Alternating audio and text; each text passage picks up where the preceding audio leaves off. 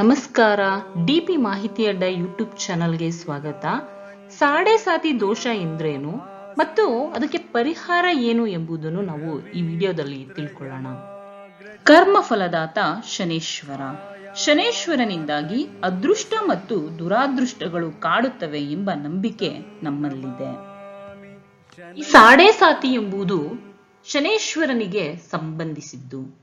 ಶನೇಶ್ವರನ ವಕ್ರದೃಷ್ಟಿಯಿಂದ ಸಾಕಷ್ಟು ಪರಿಣಾಮಗಳನ್ನು ಎದುರಿಸಬೇಕಾಗುತ್ತದೆ.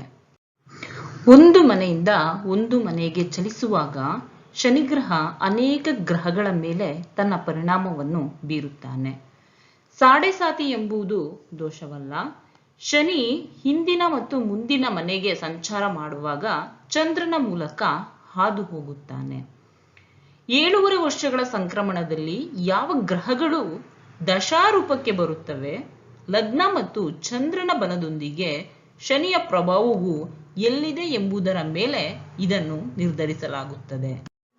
ಈ ಸಾಡೆ ಸಾತಿ ಪರಿಣಾಮ ಇದ್ದಾಗ ವ್ಯಕ್ತಿಯು ಜೀವನದಲ್ಲಿ ದೋಷಗಳನ್ನು, ಕಷ್ಟಗಳನ್ನು ಮತ್ತು ಆರ್ಥಿಕವಾಗಿ, ಕೌಟುಂಬಿಕವಾಗಿ ಬಹಳಷ್ಟು ಸಮಸ್ಯೆಗಳನ್ನು ಎದುರಿಸಬೇಕಾಗುತ್ತದೆ. ಈ ಸಾಡೆ ಸಾತಿ ಪರಿಣಾಮವನ್ನು ತಗ್ಗಿಸಲು ಜ್ಯೋತಿಷ್ಯ ಶಾಸ್ತ್ರದಲ್ಲಿ ಅನೇಕ ಪರಿಹಾರಗಳು ಕೂಡ ಇವೆ. ಸಾಡೆ ಸಾತಿಯಿಂದ ಬಳಲುತ್ತಿರುವವರು ಪ್ರತಿ ಶನಿವಾರ ಶನಿ ಚಾಲಿಸವನ್ನು ಪಠನೆ ಮಾಡಬೇಕು. ಶನಿವಾರದಂದು ಶನಿದೇವರಿಗೆ ಕಪ್ಪು ಎಳ್ಳಿನ ದೀಪವನ್ನು ಬೆಳಗಿಸಬೇಕು. ಶನೇಶ್ವರ ಸ್ತೋತ್ರಗಳನ್ನು ಪಠನೆ ಮಾಡುವುದರಿಂದ ಸಾಡೆ ಸಾತಿ ಪರಿಣಾಮ ಕೊಂಚ ಕಡಿಮೆ ಆಗಲಿದೆ.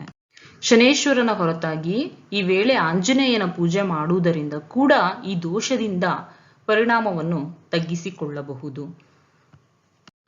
ಶನೇಶ್ವರನು ಕರ್ಮಕ್ಕೆ ಅನುಗುಣವಾಗಿ ಫಲವನ್ನು ಕೊಡುವವನು. ಒಬ್ಬ ವ್ಯಕ್ತಿಯ ಒಳ್ಳೆಯ ಮತ್ತು ಕೆಟ್ಟ ಕಾರ್ಯಗಳಿಗೆ ಅನುಗುಣವಾಗಿ ತಮ್ಮ ಫಲವನ್ನು ನೀಡುತ್ತಾರೆ. ಒಬ್ಬ ವ್ಯಕ್ತಿಯು ಸಾಡೆ ಸಾತಿಯಿಂದ ಬಳಲುತ್ತಿದ್ದರೆ ವ್ಯಕ್ತಿಯು ಮಾನಸಿಕವಾಗಿ, ದೈಹಿಕವಾಗಿ ಮತ್ತು ಆರ್ಥಿಕವಾಗಿ ತೊಂದರೆಗೆ ಒಳಗಾಗುತ್ತಾನೆ.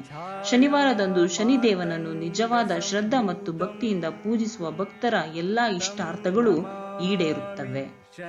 ನೀಲಾಂಜನ ಸಭಾಸಂ ರವಿಪುತ್ರಂ ಯಮಾಗ್ರಜಂ ಛಾಯಾ ಮಾರ್ತಾಂಡ ಸಂಭೂತಂ ತಂ ನಮಾಮಿ ಶನೇಶ್ವರಂ.